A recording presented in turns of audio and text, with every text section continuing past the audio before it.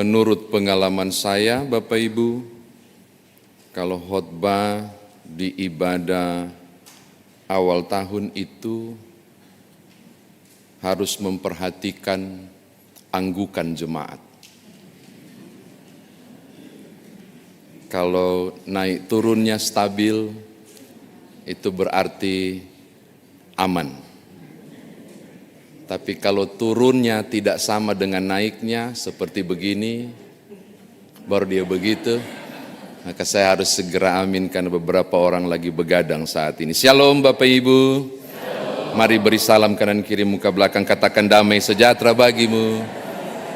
Berbagi sukacita awal tahun, luar biasa. Tahun pertama, permulaan yang baik adalah baik, maka berbahagialah Bapak Ibu dan saya yang tahun baru datang beribadah. Karena yang tidak datang berarti masih menyongsong tahun baru sampai sekarang. Padahal sudah dikasih pindah jam 10 loh, tapi belum penuh-penuh juga. Mungkin tahun depan kita bikin jam 12 Bapak Ibu, siang, biar sekalian kita makan siang. Edward Norton Lawrence, dia terkenal dengan teorinya mengenai butterfly effect, teori kepakan sayap kupu-kupu. Ada panjang dia menguraikan tesisnya itu, tapi dia mau simpulkan begini, setiap peristiwa yang terjadi hari ini adalah dampak dari peristiwa-peristiwa random masa lalu. Apa yang dilakukan hari ini memberi dampak hari esok. Apa yang dilakukan hari ini memberi dampak hari esok. Apa yang terjadi hari ini memberi efek tentang hari esok. Atau itu bisa juga di Alkitab, Galatia 6 ayat 7, apa yang ditabur itu pula yang dituai. Atau kita dapat di Hosea 8 ayat 7, siapa yang menabur angin akan menuai puting beliung. Jadi teori ini menarik untuk digagas dan sampai dia bilang satu kepakan sayap kecil kupu-kupu pada lingkaran perjalanan kemudian dapat menciptakan badai. Ini teorinya menarik nih. Makanya saya sengaja angkat pagi nanti Bapak Ibu browsing Edward Norton Lawrence. Dan sepertinya terjadi pada Musa. Pada 40 tahun, dia ada 3 tahap kehidupan Bapak Ibu ya, 3 tahap 40 tahun yang dia lalui. 40 tahun pertama dia berkata, aku bisa. Maka segala hal dia lakukan sebagai seorang pangeran di Mesir, termasuk main hakim sendiri. Ini tahap 40 tahun pertamanya Musa. Memasuki tahun 40 tahun tahap kedua, dia melakukan sesuatu yang sangat berbanding terbalik dengan kondisinya. Terlunta di padang gurun dalam pelarian, masuk ke Midian, lalu berjumpa dengan calon mertuanya. Lalu kemudian dia membuat statement menarik. Ketika mau berakhir 40 tahun kedua itu, di satu perjumpaan yang terjadi antara dia dan Tuhan, bacaan kemarin baik yang Pak Pendeta Willem sampaikan di hari Minggu pagi maupun yang saya sampaikan di tadi malam, hari Minggu pagi, hari Minggu pagi kemarin ya, dan malam, dia bilang pada jawaban kita hari ini ketika Tuhan memberi tugas, tolong lihat ayat 11, siapakah aku ini sehingga aku yang akan menghadap Firaun? Dia masuk pada tahapan kedua. Kalau tahapan pertama, aku bisa, aku mampu. Tahapan kedua, dia masuk dengan penyataan, aku enggak bisa, aku enggak mampu. Kenapa sampai berubah? Karena peristiwa lampau mengerikan dia alami. Dengan semangat dia bilang, aku bisa, aku mampu, nanti saya bikin. Ketika dia mengalami peristiwa kepahitan yang luar biasa itu, dan bayangan masa lalu itu mengejarnya, Tuhan bilang, lulah yang akan saya pakai. Berangkatlah ke Mesir. Siapakah aku ini? Dalam kegentaran menghadapi masa lalu dan akan berjumpa dengan Firaun. Butterfly effect barangkali terjadi pada Musa. Tahapan kedua, dia menyatakan, aku tidak bisa, aku tidak mampu. Ini catatan saya yang pertama. Tetapi yang kedua Bapak Ibu, siapapun kita pasti sudah pernah baca hingga sampai selesai kitab Ulangan. Jadi Keluaran, Imamat, Bilangan, Ulangan. Kita akan menemukan sampai di Yosua proses luar biasa, walaupun kasihan dia cuma tidak bisa melihat langsung dan tidak bisa masuk, hanya dari jauh Musa. Tapi kita membaca hal yang menarik dari tahapan ketiga hidup Musa. Kalau tahapan pertama 40 tahun pertama dia bilang, aku bisa dengan semangat 45-nya. Tahapan kedua 40 tahun kedua dia bilang aku enggak bisa di bacaan kita. Saudara akan menemukan tahap ketiga. Setelah usia 80 tahun dia masuk untuk bawa Israel sampai perjalanan yang luar biasa selama 40 tahun. Dia menyatakan satu hal yang luar biasa. Aku masih tidak bisa, tapi Tuhanku bisa. Statementnya berubah. Dari pertama dia bilang, aku bisa. Tahap kedua dia bilang, aku tidak bisa. Tahap ketiga belum berubah, aku tidak bisa. Tapi dia kasih koma, Tuhan yang bisa. Saudara bisa lihat ketika terjadi apapun yang dia buat, pergi ke kemah pertemuan. Ketika terjadi apapun yang dia buat, menghadap Tuhan dan mengadu. Seakan dia bilang, saya masih tidak bisa, tapi engkaulah yang maha bisa. Proses ini menjadi sesuatu yang luar biasa. Perubahan terjadi pada seorang tokoh bernama Musa ini. Hingga pada perjalanan ini, menurut saya, dia berhasil. Walaupun kita tahu ada begitu banyak kekurangan yang dibuat oleh Musa. Ini catatan saya yang kedua. Yang ketiga Bapak Ibu, dan yang terakhir. Sebagaimana saya sampaikan tadi malam, kita menemukan sesuatu yang penting juga pada pagi hari ini.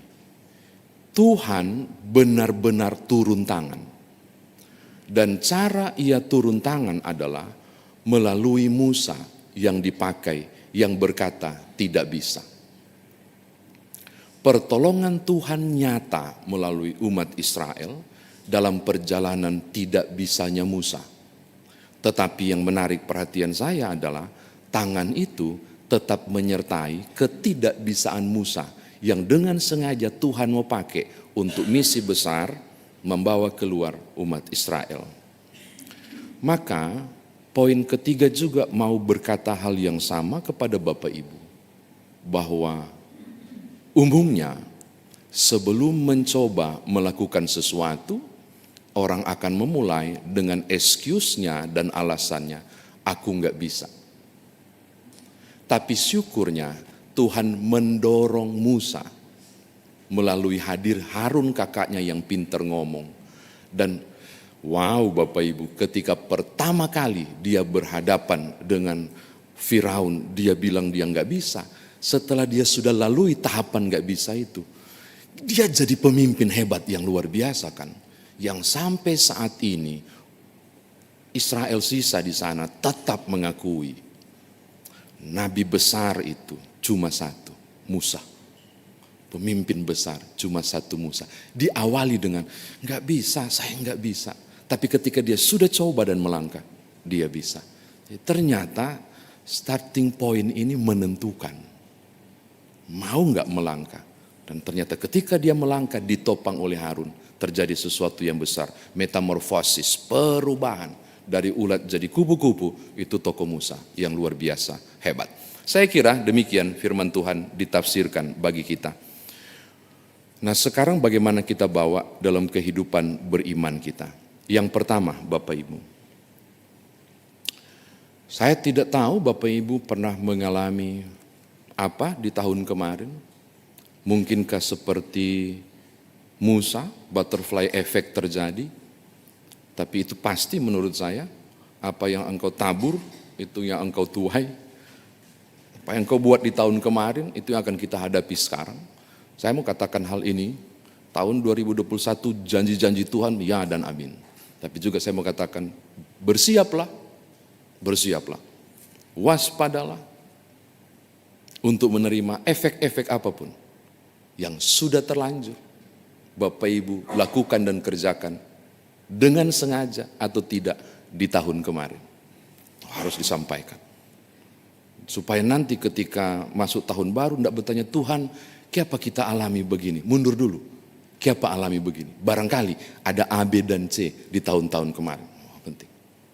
Tapi saya mau mengatakan hal yang penting dan luar biasa ini. Kalaupun yang terlanjur Bapak Ibu alami dan lakukan adalah hal yang buruk, karena menabur angin akan menuai puting beliung. Kalaupun di tahun kemarin yang ditabur itu ternyata sesuatu yang, mohon maaf, tidak baik dan tidak benar, Bapak Ibu akan menuai sesuatu nanti. Saya mau bilang, masuki Roma 8 ayat 28. Dalam segala sesuatu Allah turut bekerja untuk mendatangkan kebaikan segala sesuatu, termasuk kesalahan tahun lalu. Minta Tuhan terlibat.